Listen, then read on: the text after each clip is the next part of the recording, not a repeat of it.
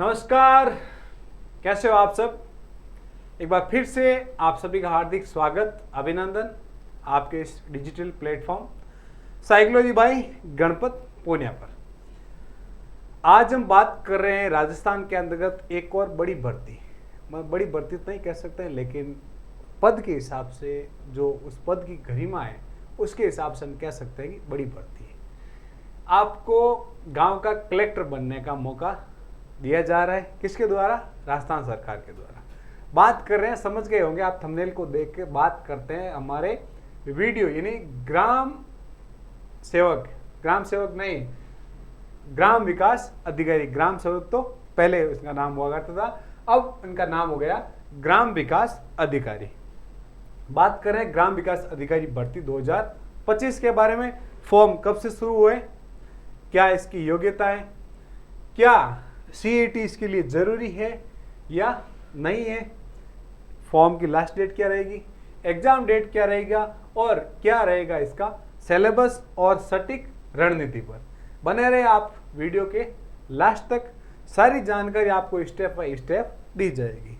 तो आपको ग्राम विकास अधिकारी बनने का जो आपका जो सपना है उसको कैसे पूरा करना है, मैं आपको स्टेप बाय स्टेप आपको बताते जाऊंगा। तो आप सभी को पता ही है कि राजस्थान कर्मचारी चयन बोर्ड, इसका आप विशेष ध्यान रखें। जो राजस्थान कर्मचारी चयन बोर्ड के अंतर्गत जो वैकेंसी आती है ना, उसको आप ऐसे हल्के में नहीं ले सकते हो कि आप महीना या 2 महीने की तैयारी में आप निकाल लोगे। यदि आपकी लंबी तैयारी है, क्योंकि जो इनके जो पर्सन का जो पैटर्न है वो बहुत ही अलग लेवल का होता है, क्योंकि उसके अंतर्गत आरएस वाला धुरंधर भी उसमें फेल हो जाता है। ठीक है, तो आप इस चीज़ को विशेष ध्यान रखें कि राजस्थान कर्मचारी चयन बोर्ड की भर्ती को आप हल्के में नहीं लें। ठीक है, और अपनी पढ़ाई के साथ किसी भी प्रकार की लापरवाही नहीं बरतें। ठीक है,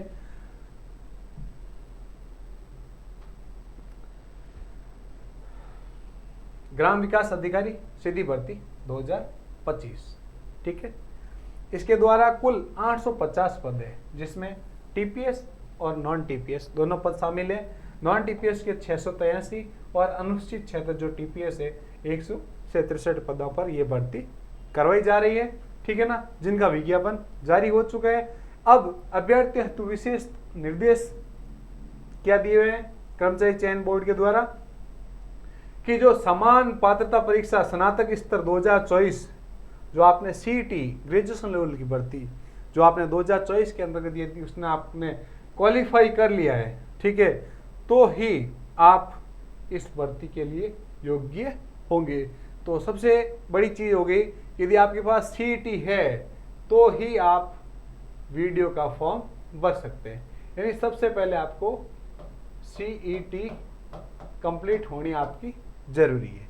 ठीक है दोस्तों, अब चयन के बाद जिस जिले में पद स्थापना चाहते हैं उन जिलों की प्राथमिकताओं का क्रम ऑनलाइन आवेदन में निर्धारित कॉलम में अवश्य भरें।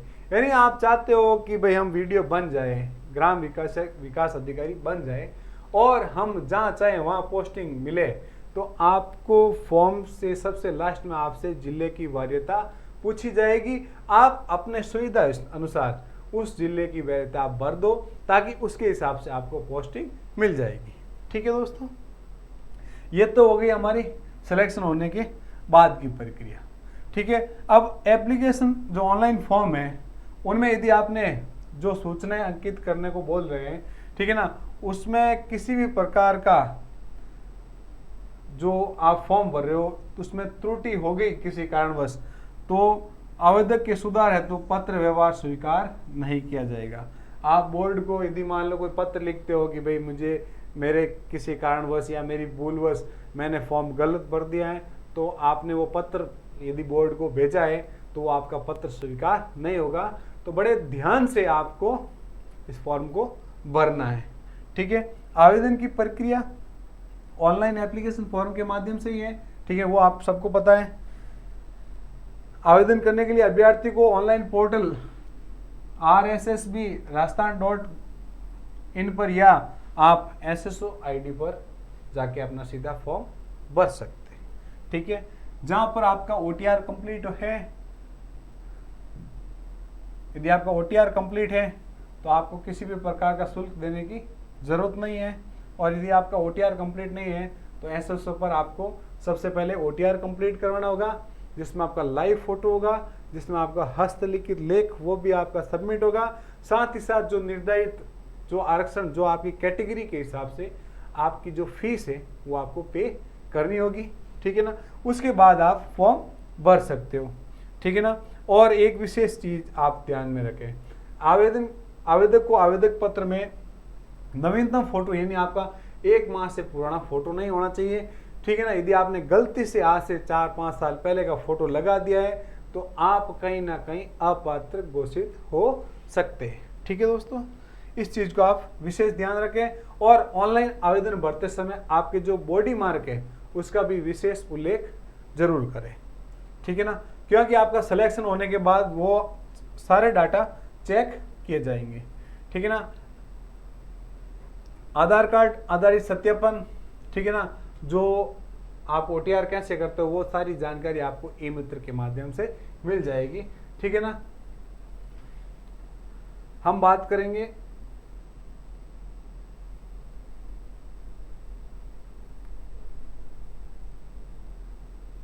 वन टाइम आपका शुल्क है। यदि आपने वन टाइम पहले OTR करा रखा है, शुल्क पे किया हुआ है, तो आपको वापस पे नहीं करना होगा, ठीक है ना। और पेनल्टी शुल्क के बारे में आपको पता है कि भाई हमने 1-2 से ज़्यादा एग्जाम में अनुपस्थित रहते हैं तो आपको 750 रुपये की पेनल्टी वापस देनी होगी, ठीक है। अब ये आ गए हमारे सामने पद कि भाई कहाँ कितने पद हैं। ये PDF आपको मैं टेलीग्राम पे शेयर कर दूंगा, वहाँ जाके आप देख लेना। जैसा ही आपको उचित लगे आप उसके हिसाब से अपने फॉर्म फिल कर सकते हो, ठीक है ना। अपने कैटेगरी के हिसाब से आप देख लेना, इसमें कोई बताने वाली कोई बड़ी खास बात है नहीं, ठीक है।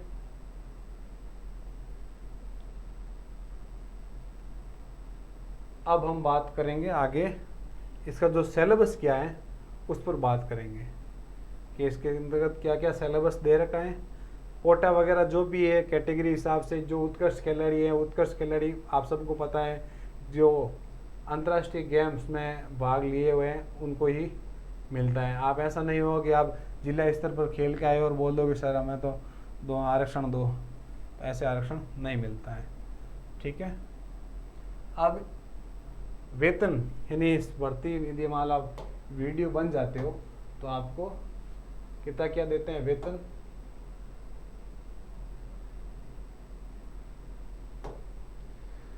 राज्य सरकार द्वारा दे 7वें वेतनमान यानी वर्तमान में 7वां चल रहा है वेतन, ठीक है। ग्राम विकास अधिकारी पद है तो मैट्रिक्स पे लेवल 6 दे होगा, ठीक है ना। और जो आपका 2 साल का प्रोबेशनल पीरियड होगा उसमें सरकार 12,000 रुपये आप समथिंग आपको रुपए देती है। प्रोबेशनल के बाद आपकी सैलरी में बढ़ावा मिल जाता है। अब पात्रता क्या है इसके अंतर्गत आप सबको पता है।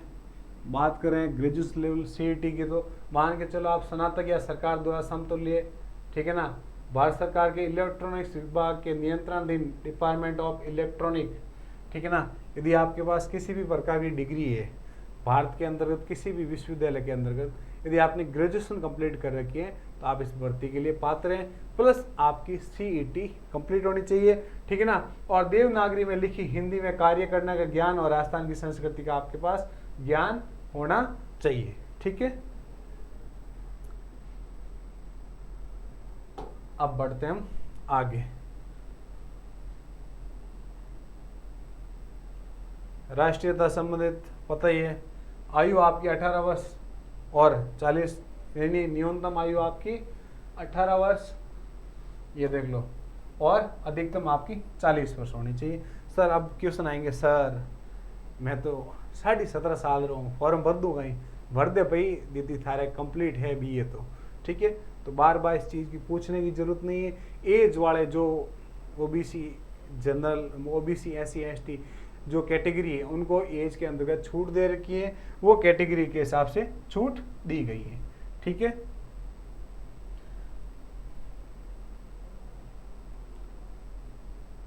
और हाँ, आपको पेंशन भी मिलेगी, इस चीज़ का भी ध्यान रखना है।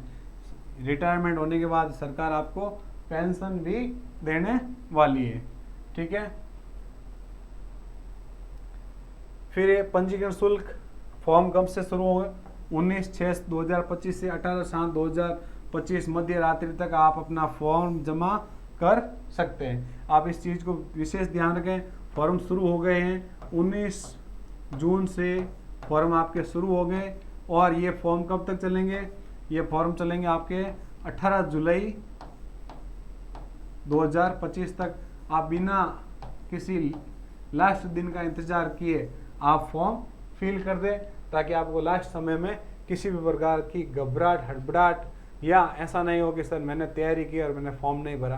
कभी कभी ऐसा भी हो सकता है, तो आप सबसे पहले अपना काम करें, फॉर्म अवश्य फिल करवा दें, ठीक है ना। और इसकी जो एग्ज़ाम डेट है वो आपके 31 अगस्त 2025, यानी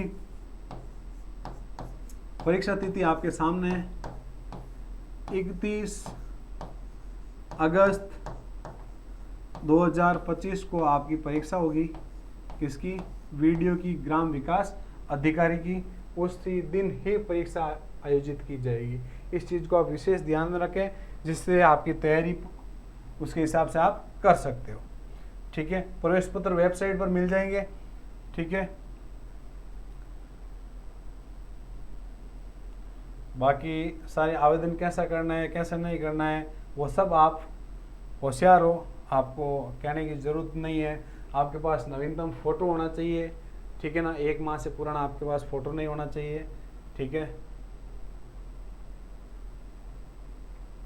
ये जेपीजी, ये सारा का सारा मामला आपके वहाँ पे ई मित्र के द्वारा कर दिया जाएगा। हस्ताक्षर कैसे क्या होना चाहिए, वो सारी जानकारी यहाँ बता रखी है, ठीक है ना। बोर्ड द्वारा ऑनलाइन आवेदन में संशोधन है तो कोई भी ऑफलाइन प्रार्थना पत्र स्वीकार नहीं किया जाएगा, ठीक है। तो आपको फॉर्म विशेष रूप से ध्यान रख के आपको भरना है, कि ऐसा ना हो कि कुछ फॉर्म गलत भर जाए और फिर आप कहोगे सर गलत भर दिया, तो फिर तो भाई आप पछताए क्या होता है जब चिड़िया चुग गई खेत, ठीक है। इस चीज़ को आप विशेष ध्यान में रखें, ठीक है।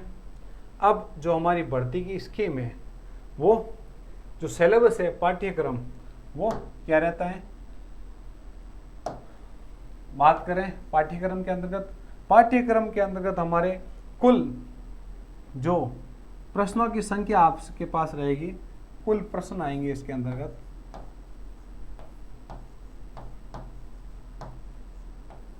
160, और कुल अंक है इसके 200,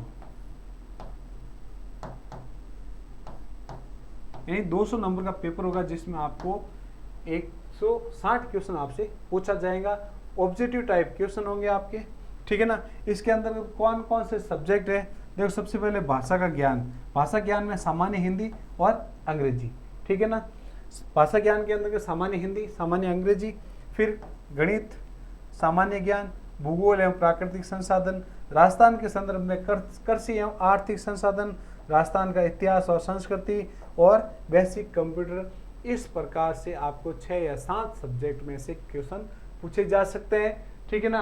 अब ये सारे प्रश्न आपको ऑब्जेक्टिव टाइप होंगे, ठीक है ना, और आपकी नेगेटिव मार्किंग इसके अंतर्गत की गई है। अब वहाँ पर तो आपको दे दिया भाई 6-7 सब्जेक्ट नाम बता दिए।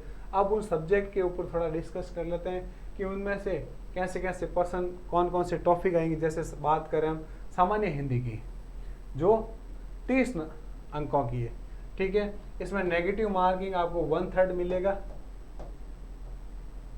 ये आपकी नकारात्मक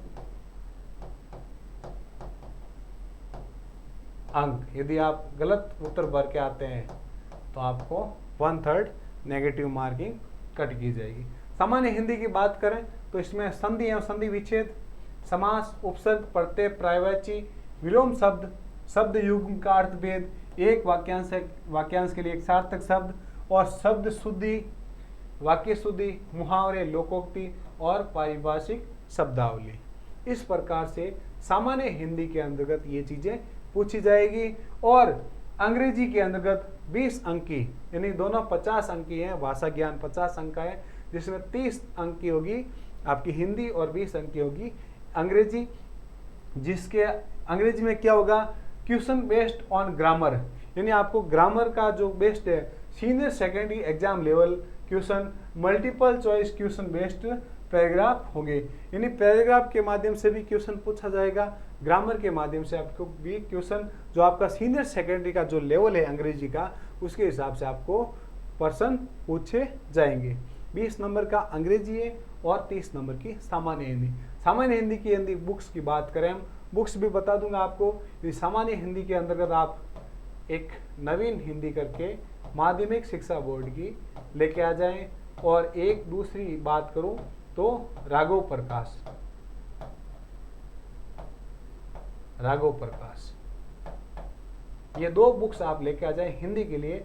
इससे ज़्यादा आपको पढ़ने की ज़रूरत नहीं है। इंग्लिश के लिए आप लुसेंट के लिए लेके आ सकते हैं, या फिर आप कहीं से कोचिंग की है तो बहुत अच्छी बात है, और यदि आप ऑनलाइन ले रहे हो तो भी अच्छी बात है। यदि आप स्कूल लेवल की ग्रामर की बुक पढ़ रहे हो तो और भी अच्छी बात है।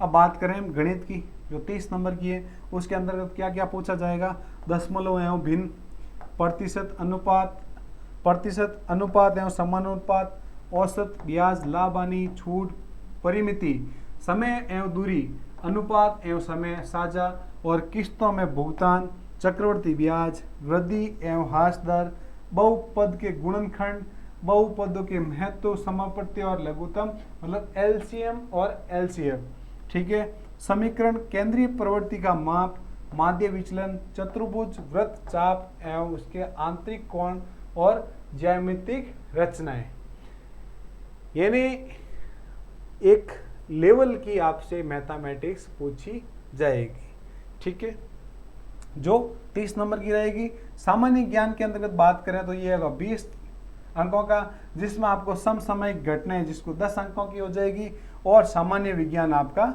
10 नंबर का हो जाएगा, ठीक है ना। और करंट आपसे कैसा पूछा जाएगा, अंतर्राष्ट्रीय, राष्ट्रीय एवं राज्य स्तर का, ठीक है ना। आपको तीनों का, राज्य, देश और अंतर्राष्ट्रीय, तीनों लेवल का आपको करंट अफेयर पूछा जाएगा 10 नंबर का। इसके लिए कौन सी बुक सफिशिएंट रहेगी, इसके लिए आपको मूमल रहेगी, ठीक है ना। गणित के लिए आप रामनिवास माथुरिया लेके आ जाओ, रामनिवास माथुरिया, ठीक है। सामान्य विज्ञान के लिए आप लुसेंट लेके पढ़ सकते हो, ठीक है, जो मेरे हिसाब से, मेरे दृष्टिकोण से काफ़ी आपको इसमें हेल्प मिल जाएगी।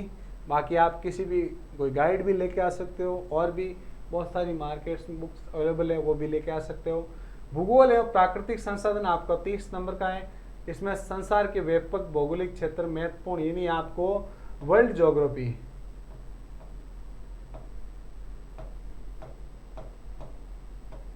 भूगोल, ठीक है, और ये भारत का पर्यावरण है, वन्य जीव परिस्थितियां, इकोलॉजी, और राजस्थान का भौगोलिक परिदृश्य के अंतर्गत वनस्पति, मिट्टियों के प्रकार, भौगोलिक, यानी राजस्थान की भूगोल भी आपको लगभग पूछी जाएगी।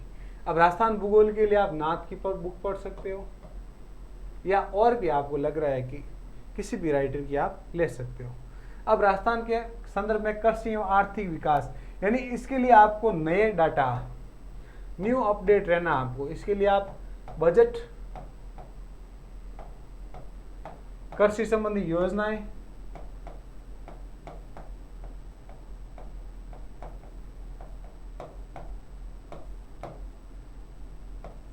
कृषि संबंधी योजना, ठीक है, आपको अपडेट रहना है इसके अंतर्गत, ठीक है। नई कौन सी योजना है, पुरानी योजना कौन सी थी, इससे क्या बेनिफिट है, किसने लागू की थी, कब लागू की थी, वो सारी चीज़ें इसके अंतर्गत। फिर हमारा राजस्थान संस्कृति और राजस्थान का इतिहास 30 अंक का दे रखा है, जिसमें आप पढ़ते आ रहे हो।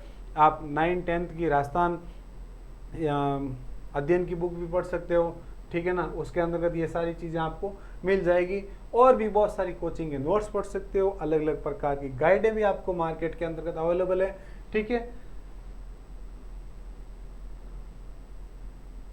ठीक है। फिर आपका रहा 10 नंबर का आपका कंप्यूटर रहा है, ठीक है ना।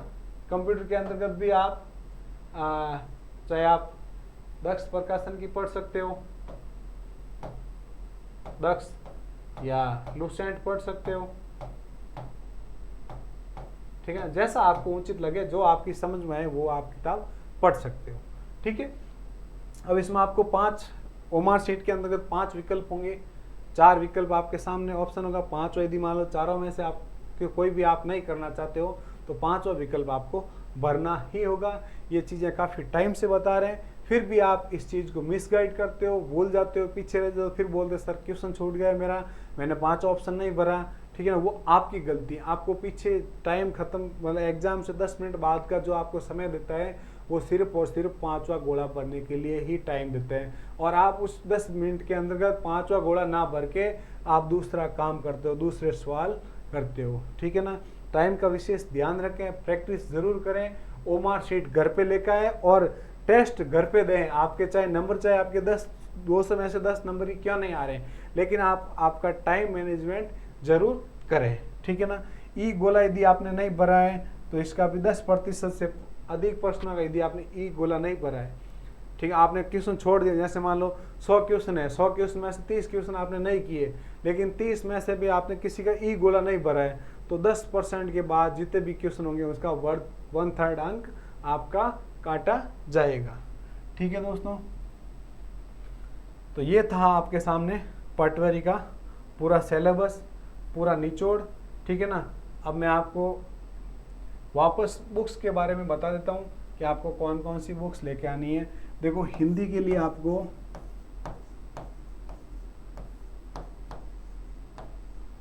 नवीन हिंदी और राघव प्रकाश,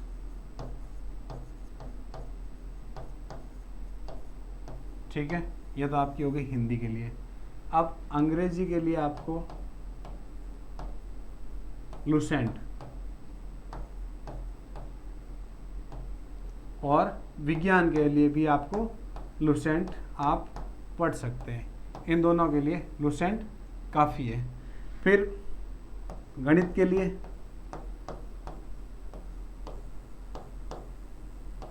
रामनिवास माथुरिया, जो आपको एग्जाम्पल निकालने में आसानी रहेगी, ठीक है। फिर कंप्यूटर के लिए दक्ष या लुसेंट, ठीक है। करंट,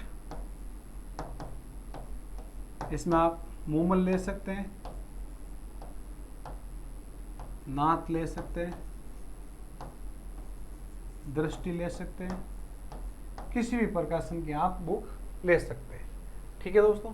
तो इस प्रकार से आपको वीडियो की तैयारी करनी है, नेगेटिव मार्किंग पर विशेष फोकस रखना है, सिलेबस को ध्यान में रखते हुए आपको ये सारी चीज़ें कवर करनी है। और भी पटवारी संबंधित किसी भी जानकारी के लिए आप हमारे चैनल से जुड़े रहें। कोई भी आपके सामने कोई भी दिक्कत है, कोई भी परेशानी है, तो आप कमेंट में ज़रूर कमेंट करें। जो भी आपकी परेशानी होगी उसका समाधान करने का पूरा प्रयास किया जाएगा हमारे द्वारा। वीडियो के लास्ट तक बने रहने के लिए आपका बहुत बहुत धन्यवाद। चैनल को लाइक ज़रूर करें और आगे शेयर अवश्य करें। बहुत बहुत धन्यवाद।